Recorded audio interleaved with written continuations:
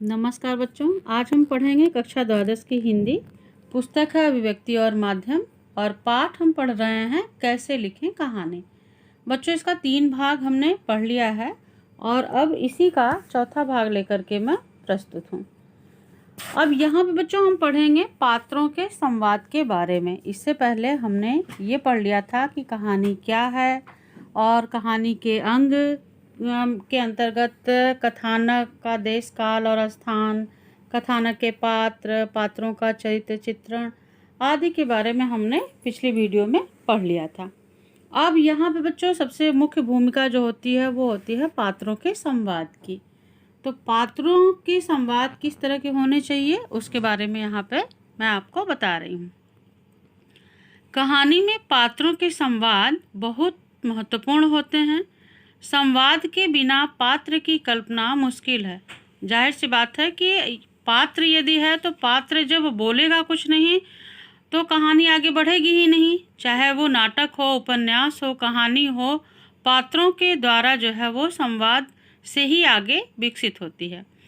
तो इस तरह से संवाद की कहानी को, पात्र को स्थापित विकसित करते हैं। जो संवाद होते हैं वो क्या करते हैं, उस कहानी को विकसित करते हैं और पात्र को भी स्थापित करते हैं कि वह पात्र जो है उसकी भूमिका उसमें किस तरह की है, वह उसके संवाद से ही पता चलता है। कहते हैं ना, कई बार आप देखते हैं कि नाटक और फिल्मों की जो कहानी होती है उसमें कुछ डायलॉग जो होते हैं, जो संवाद होते हैं, वह हमें बहुत समय तक याद रहते हैं और कई बार तो एक सूक्ति की तरह से ही वह प्रयुक्त होने लगते हैं और बहुत अधिक लोगों के बीच में प्रचलित हो जाते हैं। तो इस तरह से बच्चों संवाद ही कहानी को, पात्र को स्थापित और विकसित करते हैं और कहानी को गति देते हैं, आगे बढ़ाते हैं। जो घटना या प्रतिक्रिया कहानी में नहीं दिखाई जा सकती उसे संवादों के माध्यम से सामने लाया जाता है। कई बार ऐसा, चूँकि नाटक में तो वो दृश्य दिखा दिया जाता है, लेकिन अब कहानी है तो कहानी में उसको हम कैसे दिखाएंगे। तो जो उनकी प्रतिक्रिया है, जैसे मान लीजिए 2 पात्र हैं और एक पात्र के द्वारा कुछ कहा गया तो उसकी प्रतिक्रिया पता कैसे चलेगी। तो वो प्रतिक्रिया जो है वह संवाद के माध्यम से ही लोग, पाठकों के बीच में लाई जाएगी। इसलिए पात्रों के संवाद लिखते समय यह अवश्य ध्यान में रखना चाहिए कि संवाद पात्रों के स्वभाव और पूरी पृष्ठभूमि के अनुकूल हों। वह उसके विश्वासों, आदर्शों तथा स्थितियों के भी अनुकूल होने चाहिए। अब मान लीजिए बच्चों, हम राम जी की कहानी सुना रहे हैं तो राम जी का स्वभाव कैसा है और उनका व्यक्तित्व कैसा है। अगर बाल्यकाल का उनका वर्णन कर रहे हैं तो उसी तरह के भाव, उनके स्वभाव की के बारे में भी हम बताएंगे कि 4 भाई थे उसमें। फिर आप देखते हैं ना कि लक्ष्मण जी का, आपने राम लक्ष्मण परशुराम संवाद 10वीं कक्षा में पढ़ा हुआ है पाठ, कि अगर वहाँ 2 भाइयों की ही बात हम करें, राम जी और लक्ष्मण जी की, तो वहाँ देखेंगे कि राम का स्वभाव कैसा है, अत्यंत विनम्र है, शांत है। और वहीं लक्ष्मण जी का स्वभाव कैसा है, अत्यंत चंचल है, उग्र है। तो इस तरह से जिस भी पात्र का हम वर्णन कर रहे हैं और उनका जो संवाद हम बोल रहे हैं कहानी में, उस पात्र से जो बुलवा रहे हैं वो उनके अनुकूल ही होना चाहिए, तभी वास्तव में वो कहानी जो है वो प्रभावित कर पाएगी पाठकों को। और क्या होना चाहिए, संवाद जो है वो छोटे, स्वाभाविक और उद्देश्य के प्रति सीधे लक्षित होने चाहिए। बच्चों, जो संवाद हैं, बहुत लंबे संवाद यदि हम पात्र से बुलवाएंगे तो उसका प्रभाव जो है बहुत अच्छा नहीं पड़ेगा, क्योंकि अब एक ही, कहते हैं ना कि एक ही सांस में सारा बोले जा रहे हो, तो कुछ बात उसमें समझ में आई और कुछ नहीं आई। इसलिए संवाद कैसे होने चाहिए, छोटे छोटे होने चाहिए और स्वाभाविक होने चाहिए, और साथ ही जो हम बताना चाह रहे हैं उस दृश्य में, उस उद्देश्य को भी परिलक्षित करने वाले होने चाहिए। संवादों का अनावश्यक विस्तार बहुत सी जटिलताएं उत्पन्न कर देता है। यदि संवाद को हम अनावश्यक रूप से खींच रहे हैं, बढ़ा रहे हैं, तो जैसे कहते हैं ना, पाठ है एक आपके कक्षा द्वादश में ही पाठ है, बात सीधी थी पर, तो क्या होता है, जब हम पात्रों के माध्यम से ही संवादों को बहुत लंबा खींचने लगते हैं तो जो उसमें निहित भाव होता है, जो मूल भाव होता है, वह नष्ट हो जाता है। इसलिए पात्रों से संवाद बुलवाते समय हमें यह जरूर ध्यान रखना चाहिए कि वह अत्यंत लंबे न हों। अब बच्चों हम बात करते हैं कहानी का जो चरमोत्कर्ष होता है। कहानी में चरमोत्कर्ष से क्या तात्पर्य है?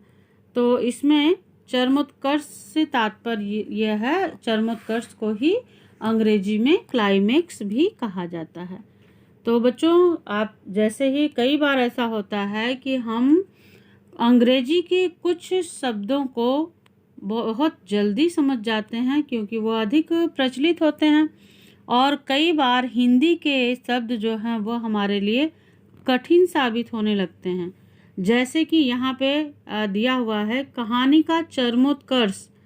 तो चरमोत्कर्ष की सही जो मीनिंग है, जो सही उसका अर्थ है, हो सकता है कि सभी लोग न लगा पाएँ, लेकिन जैसे ही हम यहाँ कहेंगे कि उस फिल्म का क्लाइमेक्स, उस कहानी का क्लाइमेक्स और किसी भी नाटक का क्लाइमेक्स क्या है, तो शायद आज के लोग उसको जल्दी ही समझ जाएंगे। तो इस तरह से बच्चों चरमोत्कर्ष को अंग्रेजी में क्लाइमेक्स कहते हैं, इसलिए यहाँ मैंने लिख दिया है।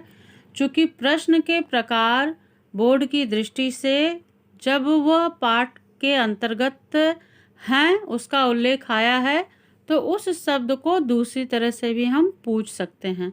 हम प्रश्न को इस तरह से भी पूछ सकते हैं कि कहानी का चरमोत्कर्ष कैसा है, या कहानी के चरमोत्कर्ष से आप क्या समझते हैं, या इसके साथ ही साथ हम ये पूछ सकते हैं कि क्लाइमेक्स से आप क्या समझते हैं।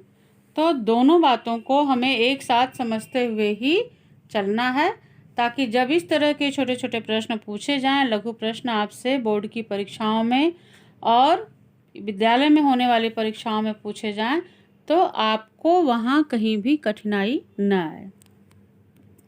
तो बच्चों यहाँ पे फिर हम बात करते हैं कहानी के चरमोत्कर्ष का। इसे कहानी का क्लाइमेक्स भी कहा जाता है।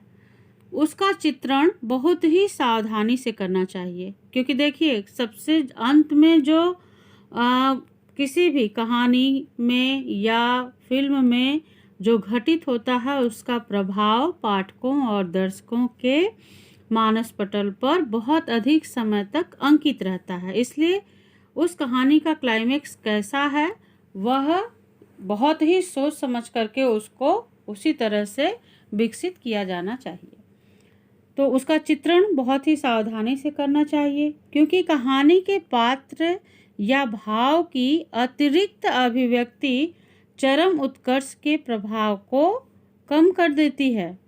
यदि आप सही ढंग से पात्रों के माध्यम से अगर उसका अंत नहीं कराएंगे कहानी का, फिल्म का, और उसकी अभिव्यक्ति सही ढंग से नहीं हो पाएगी, तो फिर जो उसका क्लाइमेक्स है, उसका जो प्रभाव दर्शकों और पाठकों पे पड़ना चाहिए था, वह उतना प्रभावी ढंग से नहीं पड़ पाएगा। इसलिए बिल्कुल कहानीकार को इस बारे में ध्यान देना चाहिए।